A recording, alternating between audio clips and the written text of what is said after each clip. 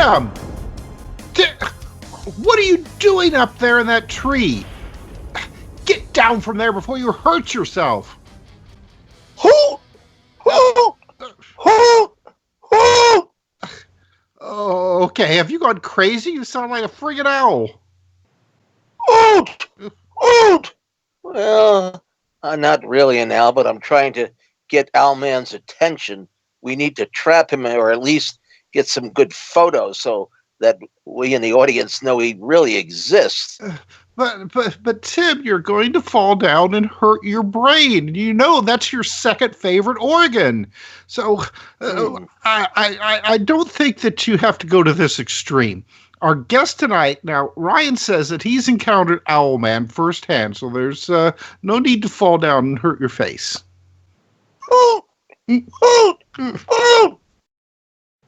Well, now that I've taken the place of Mothman, well, you know, Mothman, a lot of people, or some people, at least the skeptics, say that he was really a giant owl.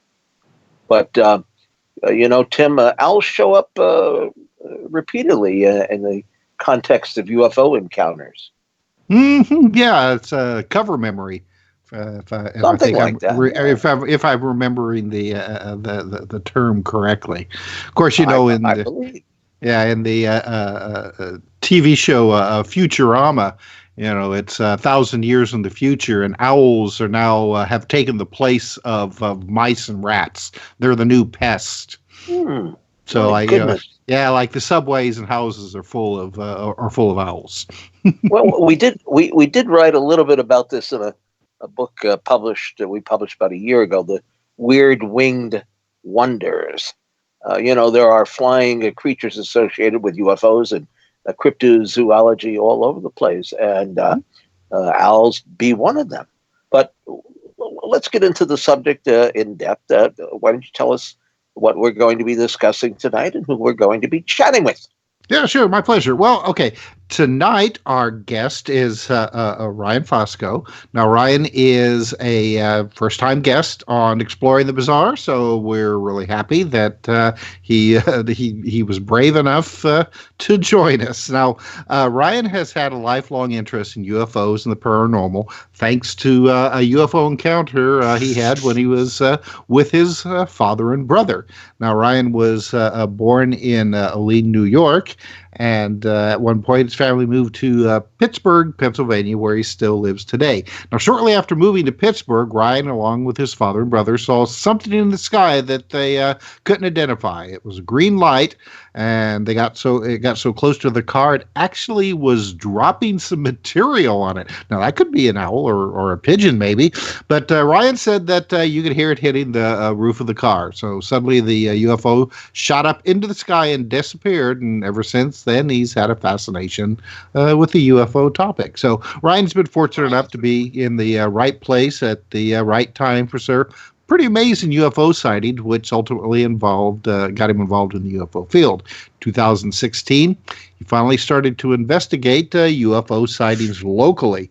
Now, in recent months, he's joined phantomsandmonsters.com, our good friend Lon's site, to be the Western Pennsylvania investigator for the blog. Now, since November, he has done UFO updates every Thursday night at 9:20 p.m. Eastern Time on Night Dreams Talk Radio.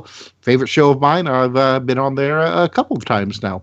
He also just got done filming a documentary television show called Red Earth Uncovered. That airs in Canada. It's in the third season. He also has a high knowledge of UFO and abduction cases. Now, Ryan is writing a book on screen memories, which will discuss how screen memories work and how many different types of them there are in the aftermath of UFO events. Now, he was also on Lon's Arcane Radio to discuss his couple of crypto sighting investigations, which you can read up on at phantomandmonsters.com. And this deals, as we were talking about earlier, with an Owlman sighting. So, Ryan, thanks for being with us tonight on Exploring the Bizarre. Hey, thanks for having me, and thanks for that beautiful introduction. Well, aren't we just marvelous when it comes to that? You know, I must say, Tim and I have been collecting started to collect material for a book called Strange Alien Artifacts. And we've got Ted Phillips, of course, who's a longtime friend of ours.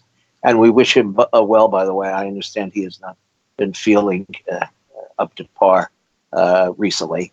But he collected samples of soils in over 400 physical trace cases of UFO landings and near flybys. But I think yours may be the first incident of a UFO pooping on the car or whatever. I mean, what are we to insinuate from this incident? Why don't you take us back to when it happened and give us some of the firsthand details? What exactly did strike the vehicle that you were in?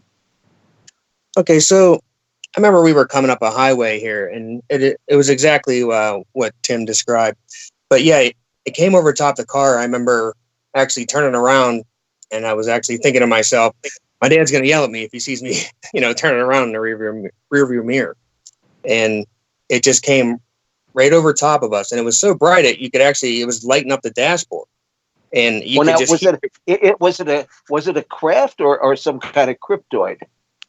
But that's what I mean. It was definitely not a cryptoid for sure. Okay. But it was a green orb, and that's the thing, is it didn't look on fire or anything like that, but it was dropping material on the car, so much so that my dad pulled over to actually see if there was any damage on top of the vehicle. And luckily enough, there wasn't any damage. But yeah, we all saw the same thing. It was pretty odd. That's always stuck with me though. What did you collect? Did you feel the material, or did you collect any of it, or did you put it in a jar, or did the Men in Black come and confiscate it the next day? What happened to your physical evidence? No, the car was impounded. No. My dad did. There was some on the hood still. My dad picked it up, and it did crumble, and then that was it. It was gone. But there was only a couple pieces left because we were actually driving at the time. But other vehicles definitely saw it because there was vehicles slowing down coming the other way. And I remember as soon as it went over us, I thought it was gonna land on the road in front of us. But it actually just shot up into the sky and disappeared. And that was the end. What year was this? This was 1992. Uh-huh.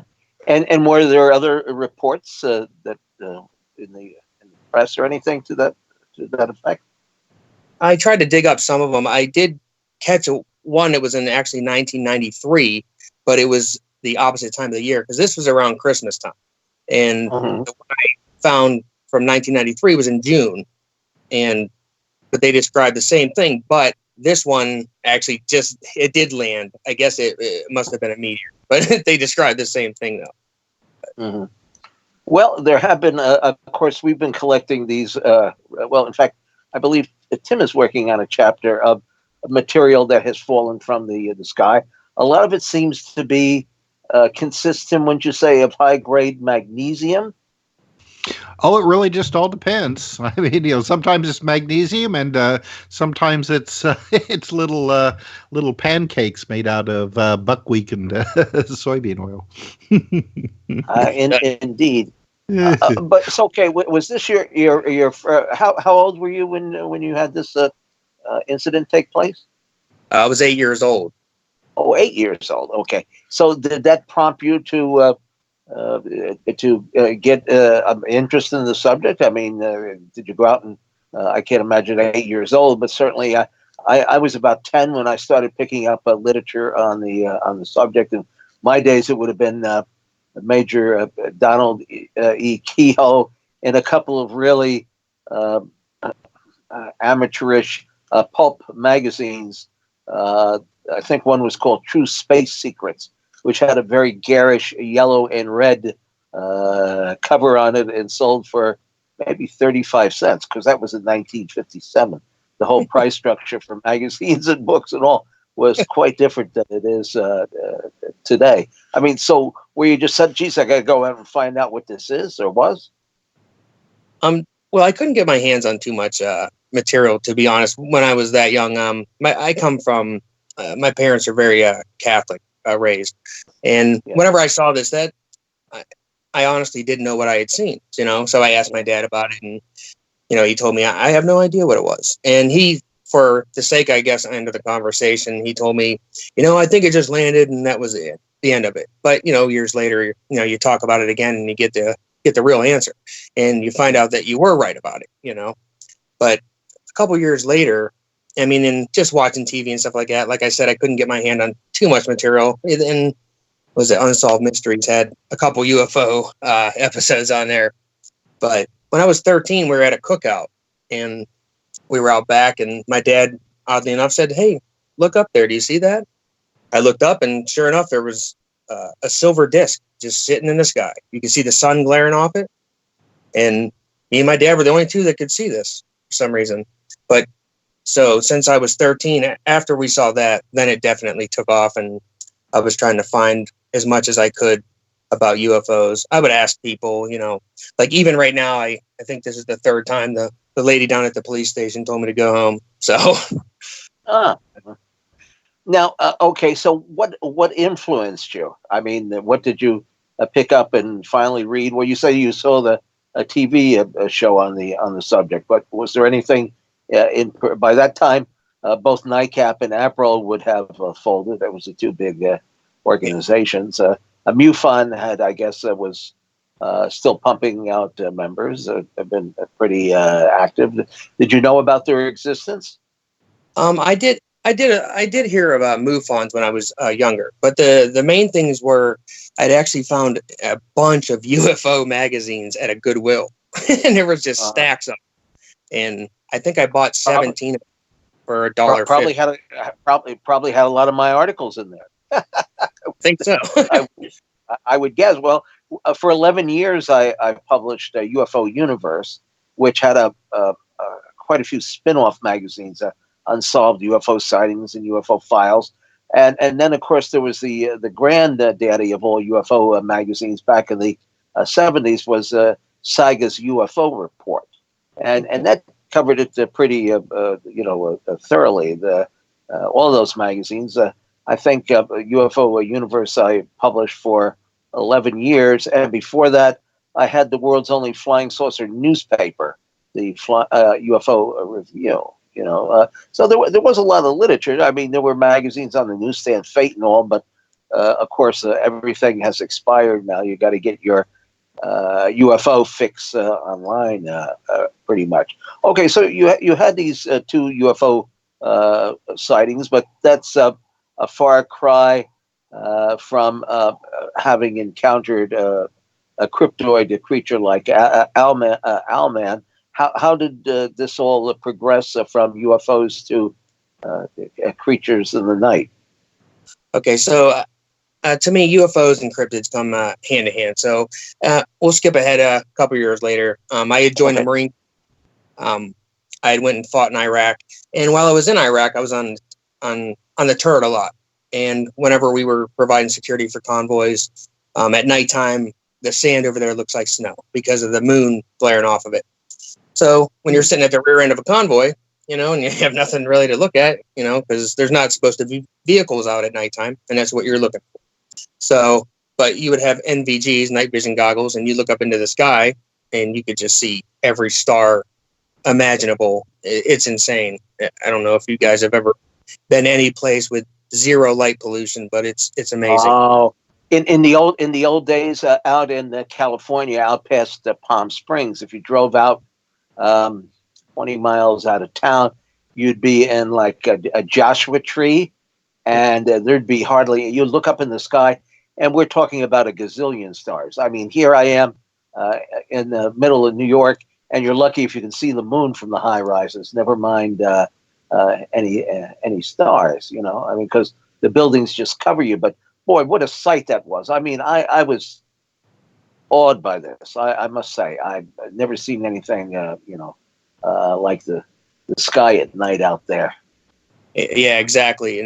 And to me, I was blown away by it. I never thought there was that many stars in the sky. And then when you slap a pair of night vision goggles on, you see more. So, and then all of a sudden you'd be looking up, and all of a sudden you'd be just seeing things move. And I wouldn't say anything to anybody because, the Humvees are loud and, they got other stuff on their mind. But I was always logging it. And I definitely saw that. But so when I got back, I started reading up on some more cryptid stuff, and by then I'd gotten some literature about it. So I got this year I hooked up with Lon, and he threw me a case that was about 45 minutes away from my house here.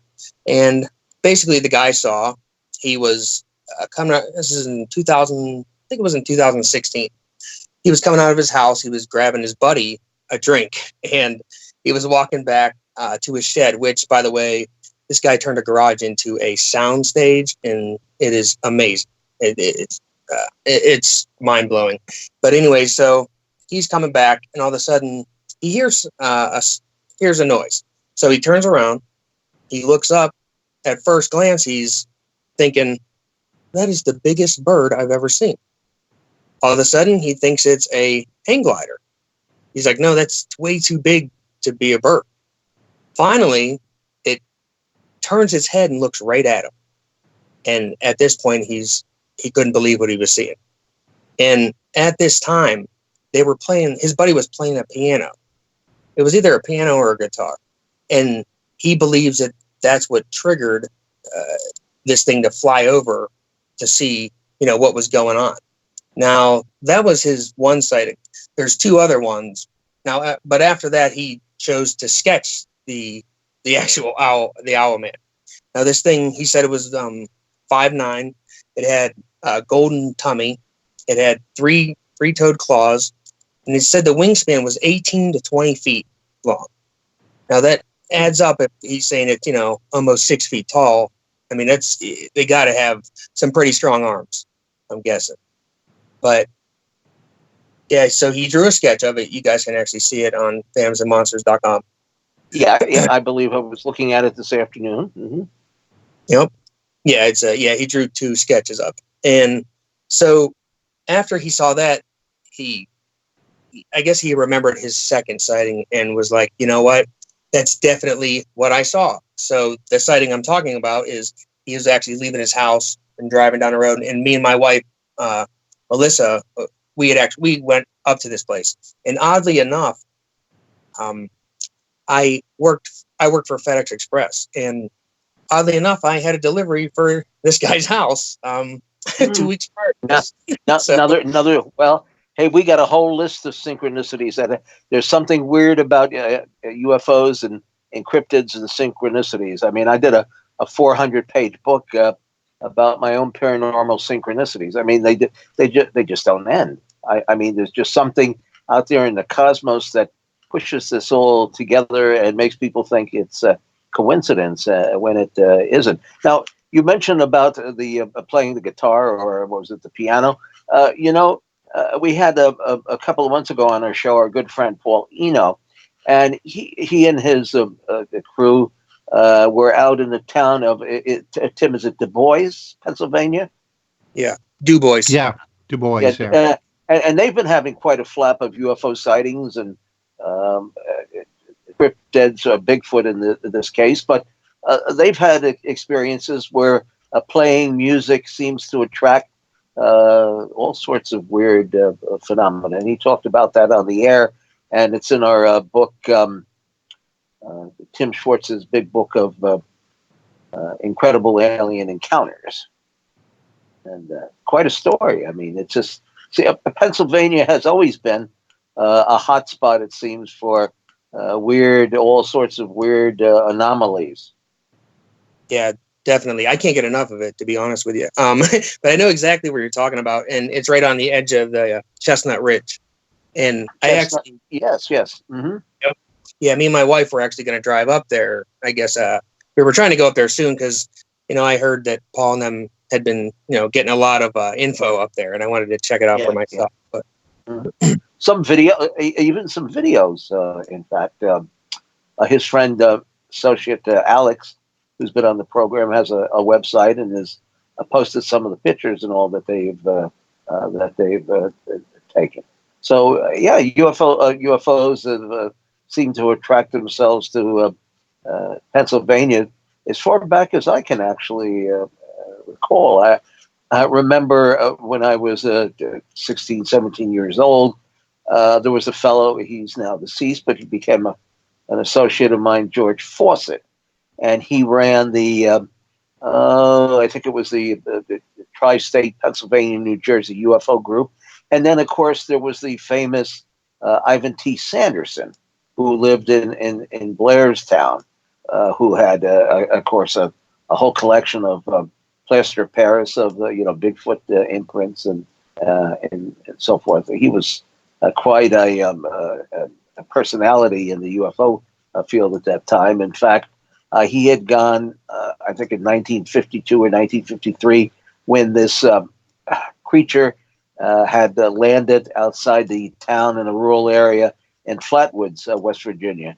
He had gone there and was among the first to actually interview the witnesses and so forth.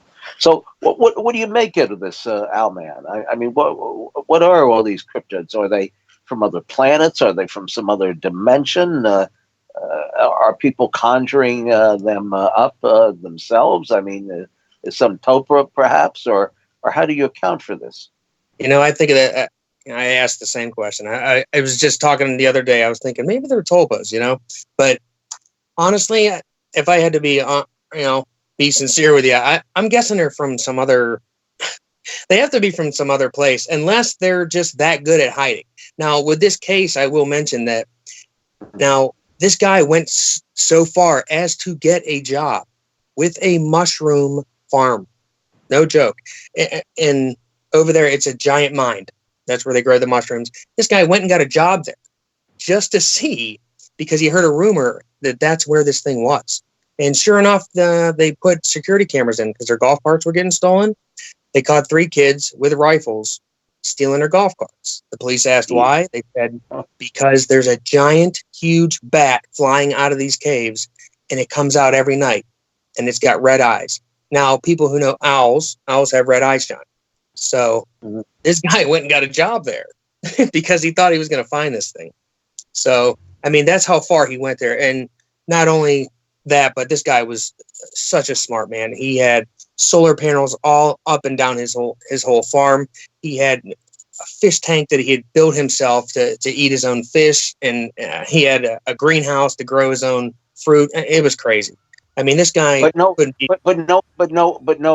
pictures or no videos. No, that's a bummer. All right, let me interrupt you here because we have to go to our bottom of the hour break. When we come back, we'll continue more about UFOs, the Owl Man, and more on Exploring the Bizarre.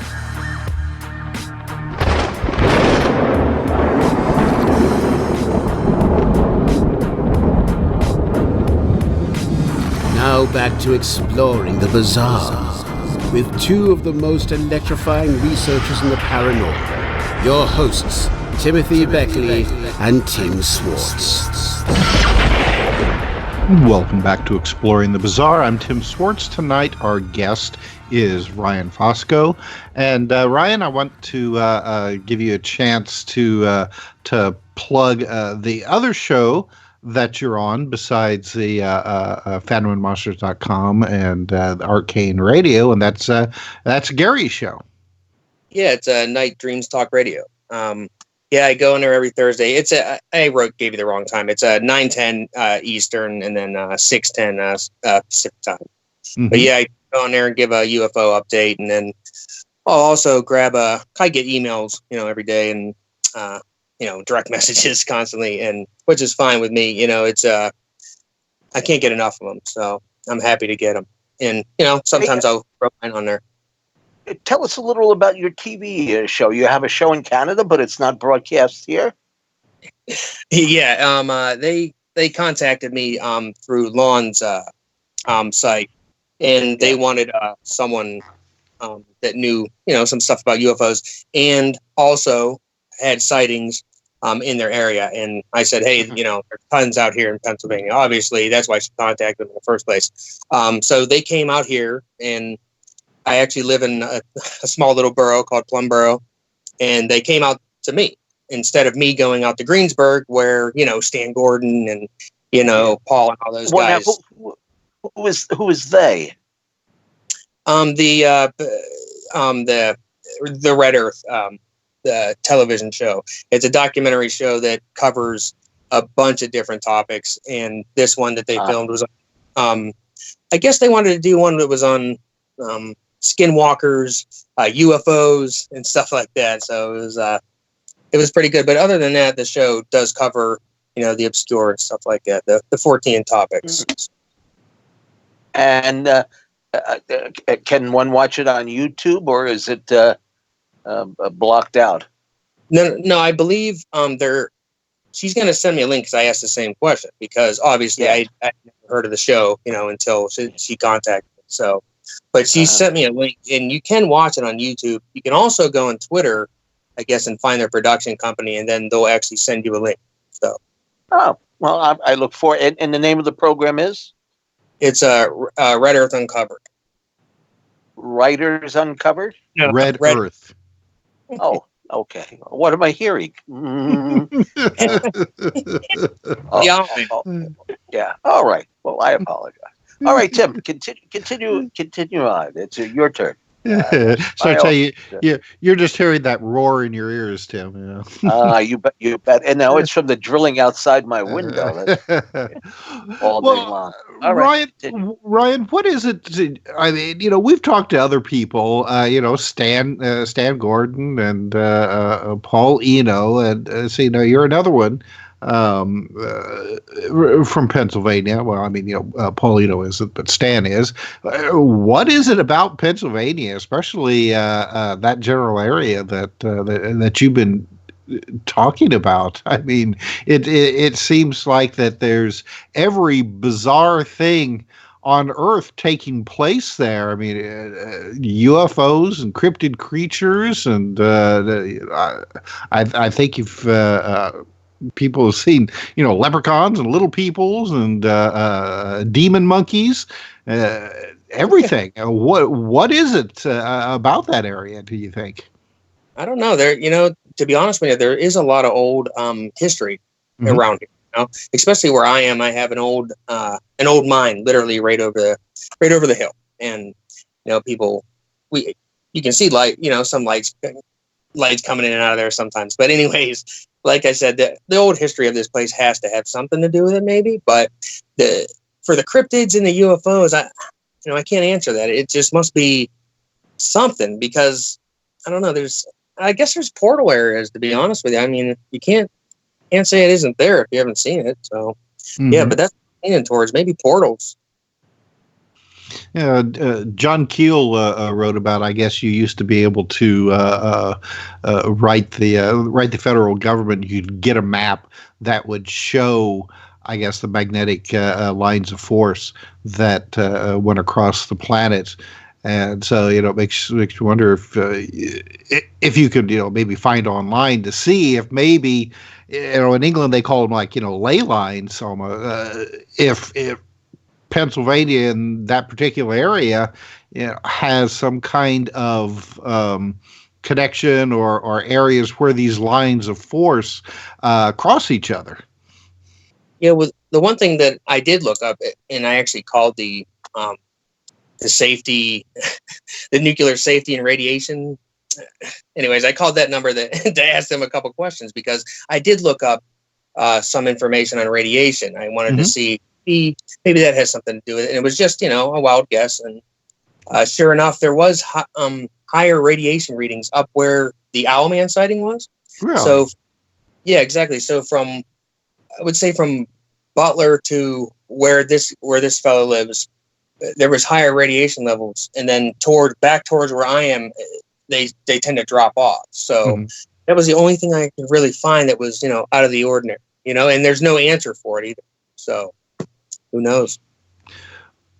Well, what about the case that that you've tried to investigate a little bit further, but you've been stymied somewhat? But I guess you've actually gotten some photographs about the lady who is having some kind of really bizarre poltergeist activity. Yeah, this has everything in it. This is a fruit bowl of paranormal. It's got it's a plethora of poltergeist. It is. There's a bunch of it. So you got UFOs. You have poltergeist. You have small entities, very small I guess, humanoids as well. And also you have the cryptid. And so, yeah, I've tried to get up there, and we've talked back and forth several times. And I sent you some photos, and you can see them. They're footprints that are burned into the ground, essentially. I mean, I've zoomed in on them. And so I called the radiation committee for these as well. I wanted to see, what does radiation do to grass? And this guy could not tell me. And I asked him again. I said, I asked if he was kidding with me, because I figured he would be able to tell me something. And he was being honest with me. I said, okay, sorry.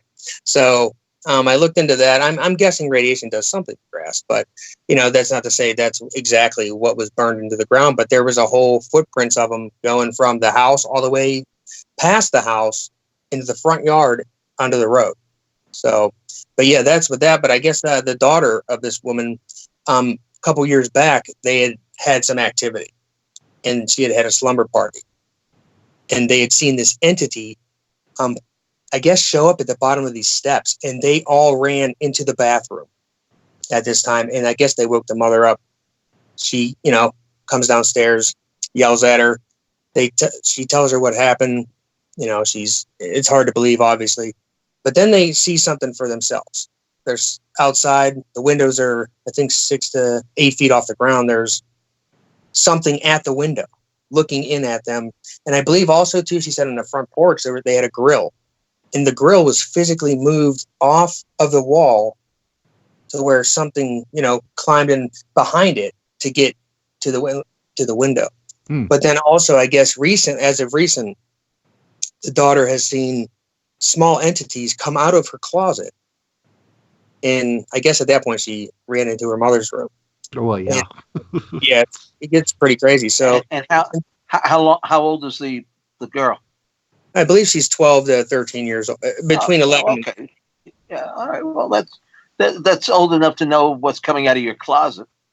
Exactly. Okay. And so the mother, she has video actually of something howling in the woods, and I actually went up there myself in the same area. I also heard it, but I didn't record it because I caught it by surprise. And also, too, she said there was an orb. And she also mentioned something of a portal. She thinks it's, there's a portal up on top of a hill. And sure enough, I saw an orb up there the same night I heard the howl. And I was astounded. I couldn't believe it.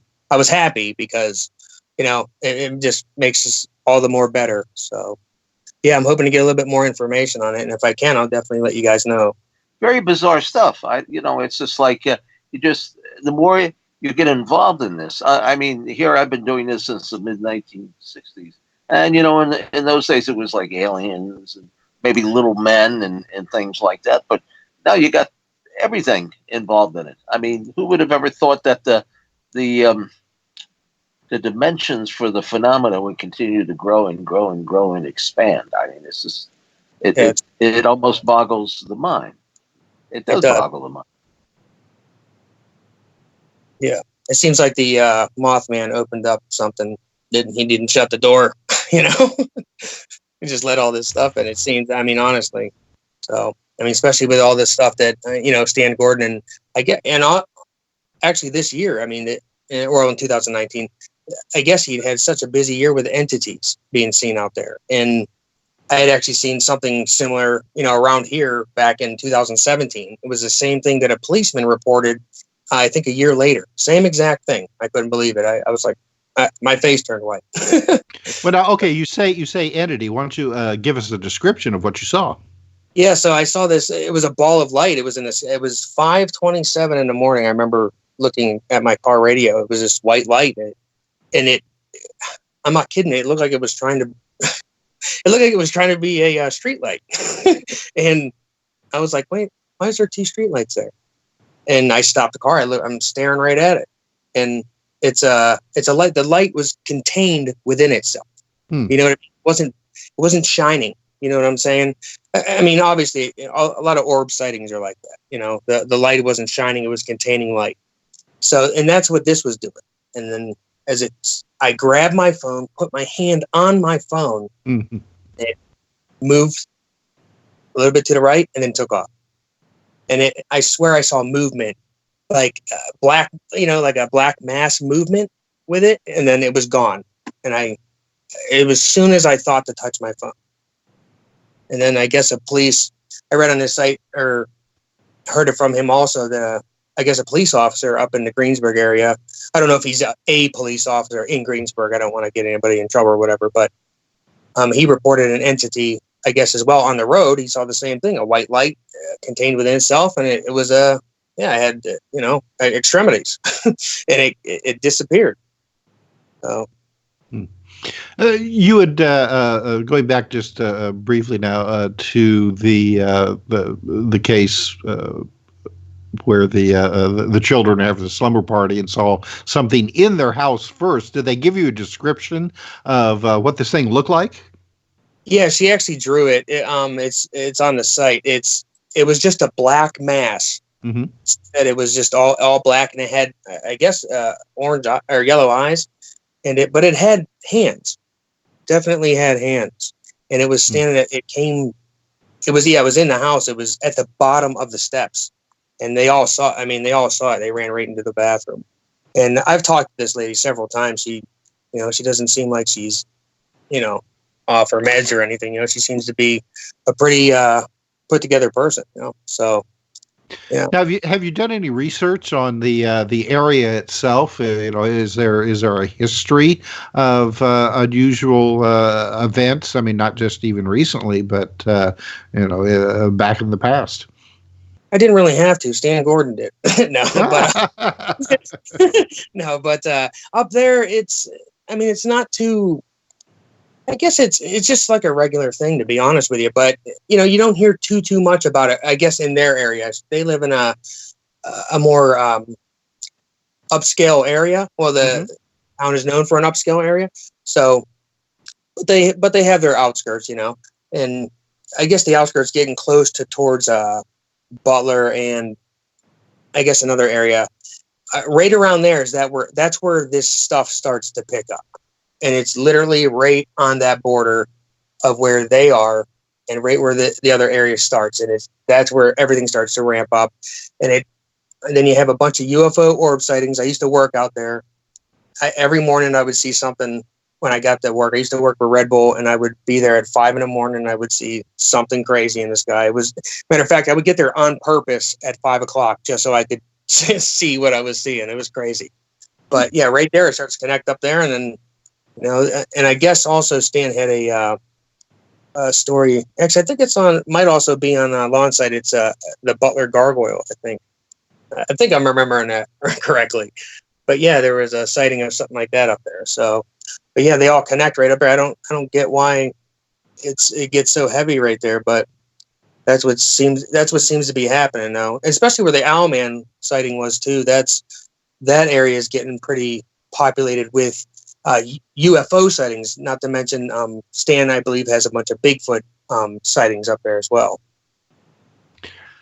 You earlier today you sent me some photographs of UFOs that I think that you had taken. You want to tell me a little bit about it, and then we'll include those photographs as you're talking about it on our the YouTube version of this show.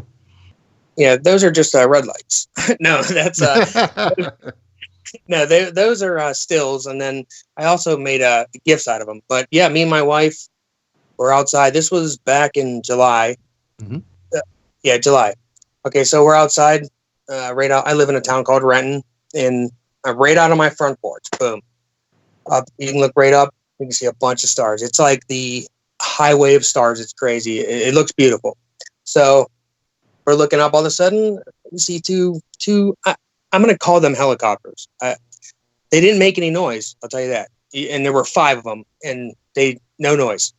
But they had blinking lights on them like they were, military vehicles. I'm guessing. All of a sudden, an orb just shows up. It's just there, and I'm not kidding you. It was just like at the flip of a switch, there it is. I'm like, what the heck? So it starts coming over towards us, and I am just awestruck. My wife goes, "Pull out your phone, stupid." So I grabbed my phone and I started recording it, and it was a night vision, the first one. Mm-hmm. And I got the orb. You can see the whole video, and you can see in the still the lights steady blinking, or the orb is not blinking. It's steady. It's not shining light. It's containing. It's not, you know what I mean? There's no light coming out of it. It's just a ball of light. Then behind it, there was two of these air vehicles. One of them disappears completely, and you just have one. And even in the night vision, you can't see it. Like so I don't even know what it was. So it went over the house all the way behind us, and then it went higher and disappeared. Now, 2 weeks later, that's where the colored one comes in. Now, same thing. Five vehicles in the air. All of a sudden, but we saw this orb come in. We saw it slow down and stop. Stop right there. I grabbed my phone. Boom. But this one was on our back porch, and it was directly north of us. The other one was directly north, I guess northwest. But it was literally off our front porch and right off our back porch. But they were 2 weeks apart from each other, both moving. Now, I did do some research. At the time, they were doing military what do they call it? I guess they were like, training, but they weren't training anywhere near here. Nowhere. No, it was all downtown, and it was on the other side of town. So it had nothing to do with what I was seeing out here, and that's for sure, because it was supposed to be over, a day before we saw this, and then 2 weeks later to see the same thing, is even crazier. So, but yeah, that one, it ended up going past the house, and then all of a sudden that one stopped. The vehicle behind it stopped. They both sat there for a minute, and then all of a sudden the orb disappears. It just disappeared. And then the red blinking light, like I said, it didn't make any sound at all. And out here you can hear a lot of stuff, so it's pretty quiet. But yeah, it sat there for a minute, and then all of a sudden that was gone too. So I don't know what we were looking at, but yeah, I definitely got video of it. So would you think that if you go outside and scan the sky on a nice clear night, I mean, what are your chances, would you say, most of the time, of being able to see something unusual where you live? Well, honestly, I mean, since I do it so often, I obviously have a better chance of seeing it. Now, when I say I do it every night, I'm not kidding. I go up every night to see if I can see something. So I have a great chance of seeing it. But I tell you what, one of our best sightings that me and my wife had was, it was a cloudy night. Couldn't see the sky at all. We were outside. All of a sudden, this white light shows up, and it was just darting all over the sky in front of us, right above us. Because this all started, I mean, kind of picked up. It was like a mini flat this summer. It was pretty crazy. I have a high-powered flashlight. It was shining it in the sky. Something mimicked the flash I did back, and it made my wife run inside. She got scared. But yeah, this thing darted all over the sky right in front of us, and it disappeared. And I was like, oh my God, I've never seen something like this. The clouds are out, and it's right underneath the clouds, and it was low. I called the weather station. The clouds were only at like 18,000 feet or something. You know what I mean? It was a very cloudy night. So all of a sudden, we'd be talking about it, and boom, there it is again, darting around. So, and I'm trying to record this, and it's so hard to get it on record because of how fast it's moving. But I got it. I got it on 2 shots, and you can see this thing blink in and blink out, and it's taken a 90-degree turn on a dime. It's crazy. All right. Well, Ryan, unfortunately, we only have about 3 minutes left in the show, so I want to give you a chance to tell our audience where they can find you online, the shows that you're on, and your blogs. Yeah. You guys can find me at Facebook. It's Ryan Fusco. You can also find me at nightdreamstalkradio.com. You guys can also email me at ryannightdreamstalkradio@gmail.com. Yeah, you guys can email me, send me, a message on Facebook, anything, Twitter. My name on Twitter is Fosbo, Fozzbo. But yeah, I mean, that's really about it. And then you can also contact me for cryptid sightings for phantomsandmonsters.com as well. So anybody in Pennsylvania, if you're seeing something weird, then give Ryan a call, right? And yeah, very interesting. All the stuff that's going on in Pennsylvania and Owlman. I'll have to be more observant than I've been. don't know how many owls we have in New York here, but probably a few up in further upstate, I'm sure. Yeah, but none, anyway, none quite that big. Yeah, probably not. Yeah, well, you could never tell. We've got of course, our own lake monster, so you never know about giant owls. Anyway, don't forget our YouTube channel, Mr. UFO's Secret Files, animated by our friend Peter. And we've got over, I think, 400 interviews up there now, a huge collection. And do visit our website, which is conspiracyjournal.com, and do look into some of the books we're putting out. In fact, we're just finishing up today an expanded version of Paul Villa's marvelous UFO photographs, and Tim has been working on that. Anyway, thank you one and all, and Tim will be talking to you and getting some other items together for the very near future. Ryan, thank you very much for being with us tonight. Great pleasure. You're welcome. You guys have a great night, and thanks for having me. Betcha. You've been listening to Exploring the Bizarre with hosts Timothy Beckley and Tim Swartz. They're taking back the night by jetting non-stop across the cosmos in search of the truly bizarre and totally unexplained, with you as their co-pilot. Thursday nights at 7 p.m. Pacific, 10 p.m. Eastern, on the KCOR Digital Radio Network. For more information on Exploring the Bizarre and hosts Timothy Beckley and Tim Swartz, check out their KCOR Digital Radio Network page. Follow their YouTube channel at MRUFO 1100. Exploring the Bizarre.